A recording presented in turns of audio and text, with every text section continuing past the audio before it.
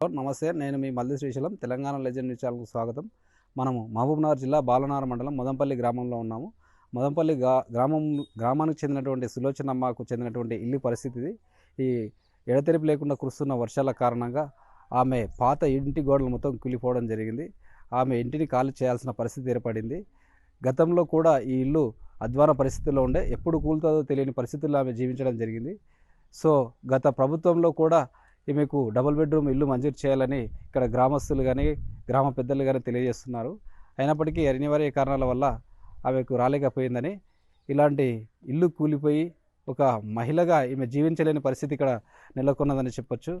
తనకు ఇక్కడ ఉన్నటువంటి గవర్నమెంట్లోనైనా ఈ ఎమ్మెల్యే గారు జనంపల్లి అనిల్ గారు స్పందించి తనకి ఇందిరమ్మ ఇల్లు మంజూరు చేస్తారని అనుకున్నాం. కానీ ఇప్పటికే చాలాసార్లు ఎమ్మెల్యే గారు దృష్టికి తీసుకెళ్లడం జరిగిందని, మొదటి విడతలో తనకు ఇల్లు మంజూరు కాలేకపోయిందని ఆవేదన వ్యక్తం చేస్తుంది.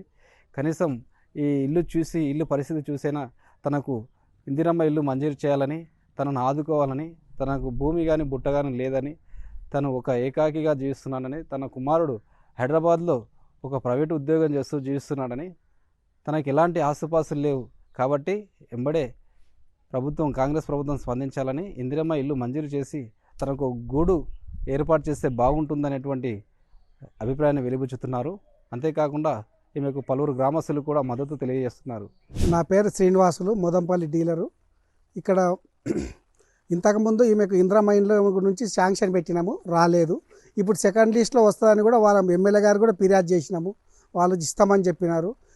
ప్రజెంట్గా వారం రోజుల నుంచి వర్షాలు కురిస్తున్న కారణంగా ఈ ఇల్లు మొత్తం కూలిపోయినది. వాళ్ళ పరిస్థితులు కూడా బాగలేవు. వాళ్ళ పిల్లగాడు కూడా అంత ఏమీ పెద్ద ఆస్తిపరుడు కాదు. ఆమె ఉన్నది ఒకతే పిల్లగాళ్ళు వచ్చి వాళ్ళు బయట పని చేసుకుంటారు. ఉన్న ఇల్లు కూలిపోయింది. తక్షణమే వాళ్ళకు ఇల్లు శాంక్షన్ ఇచ్చి ఆదుకోగలరని ఎమ్మెల్యే గారిని మనవి చేస్తున్నాము. ఊళ్ళో కూడా సీసీ రోడ్లు కానీ డ్రైనేజీలు కానీ చాలా ఇబ్బందులు అవుతున్నాయి. ఇప్పుడు బోనాల పండుగ ఉన్నందువలన మాకు ఈరోజు ఒక 2 మొరం మాటలు కొట్టిస్తే అంత నీళ్ళలో పోస్తే అంత అంపలంబలు అయిపోతుంది, ఏం చేయరాకుండా అయిపోతుంది గుడుల దగ్గర.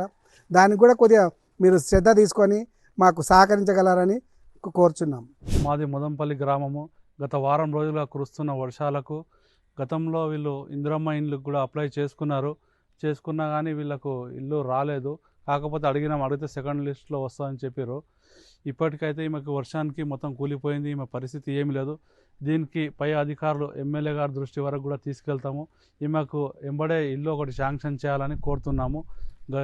ఇది కాకుండా ఇంకా ఊర్లో కూడా ఇంకా 2-3 ఇండ్లు ఉన్నాయి, వాళ్ళది కూడా ఇదే పరిస్థితి ఉంది.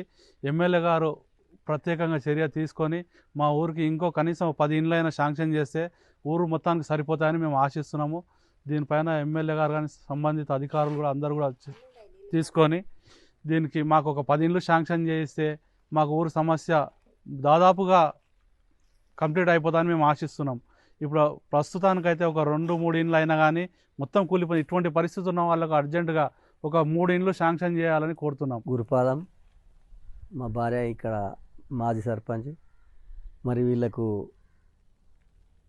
ఇల్లు అరువురాళ్ళే. వీళ్ళైతే ఇంతకుముందు టీఆర్ఎస్ ప్రభుత్వం ఇస్తామనుకుంటే అది ఇంకా ప్రభుత్వం అతను వెళ్ళిపోయింది కాబట్టి ఇప్పుడన్నా వీళ్ళు ఇస్తారేమని చూసిండ్రు, బాగానే అడిగిండ్రు. మరి అక్కడక్కడ ఏమైందో కానీ ఇవ్వలేదు. ఈమైతే బీదస్తురాలు. బాబు కూడా వాళ్ళ పరిస్థితి ఏమంత బాగాలేదు, కుటుంబ పరిస్థితి. కనుక ఇప్పుడన్నా దయచేసి వాళ్ళు ఎమ్మెల్యే గారు మరి దయచేసి వీళ్ళకు ఇవ్వాల్సిందిగా నేను చెప్తున్నాను. నా పేరు సులోచన, మోదంపల్లి మాది.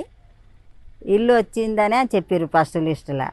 టీఆర్ఎస్ ప్రభుత్వంలో వచ్చింది, రాలేదు. మళ్ళీ ప్రభుత్వం పోయింది, ఇప్పుడు వస్తుంది అన్నారు, రాలేదు. 4గురికి ఉన్నోళ్ళకే ఇచ్చిర్రు, మాకు ఇవ్వలేదు.